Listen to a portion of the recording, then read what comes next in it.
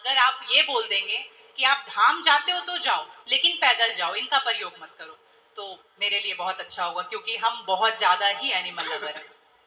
तो ये देख करके लगा था मुझे कि कभी आऊंगी यहाँ तो आपके माध्यम इसलिए से पहले के लोग जब तीर्थ यात्रा पर वहां केदारनाथ बद्रीनाथ जाते थे तो इस उद्देश्य से जाते थे कि अब वापस नहीं आना।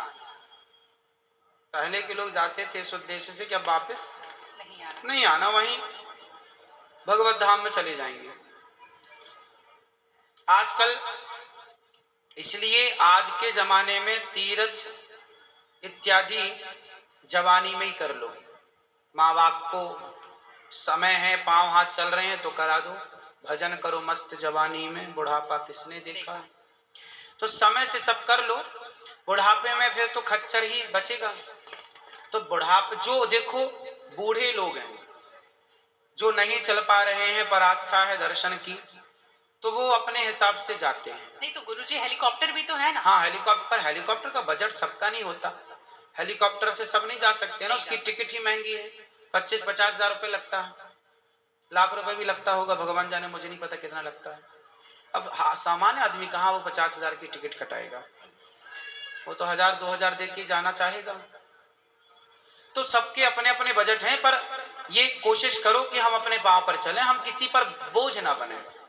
ये सही है कि हम किसी जीव को परेशान ना करें। यदि वो गधा बधा जो भी है खच्चर, वो यदि स्वस्थ है, क्योंकि हमारे यहाँ राजाओं के जमाने में घोड़ों पर ही सवारियां होती थी, रथ घोड़ों के द्वारा ही चलाए जाते थे, तो उन घोड़ों का ध्यान भी रखा जाता था। पंच परमेश्वर कहानी है जुम्मन से खलगू चौधरी, उसमें एक इक्का गाड़ी की भी कहानी है ना, तो उसमें बैल के द्वारा इक्का गाड़ी चलाई गई, उसका जिक्र है।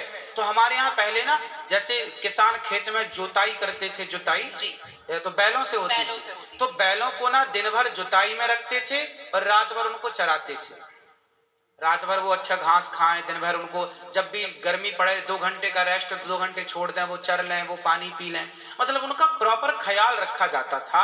आज कुछ लोग क्या है, पैसे कमाने के लिए उनका ख्याल तो रखते नहीं है, और वो पैसे लेने के चक्कर में ना उसको भरपेट खिलाते हैं, ना उसका पानी का ध्यान, ना खाने का ध्यान, तो वो कमजोर हो जाता है, मर जाता है कई बार। वही प्रॉब्लम है गुरुजी, वो 5-5 बार चढ़ाते हैं और आने के टाइम पे पूरा पाँव टूट जैसा जाता है और फिर उसका ध्यान नहीं रखते। उसकी खिलाई पिलाई हो, और एक समय होता है, यदि जवान है तो उसको उपयोग में लिया जाए, बूढ़ा है तो उसको रिटायर कर दिया जाए। अब बूढ़े गधे के ऊपर भी लोगों को बिठा कर ले जाएंगे, तो एक हर व्यक्ति जानवर हो या इंसान हो, हर चीज की क्षमता होती है, जवानी सबके साथ होती है और बुढ़ापा भी सबके साथ होता है।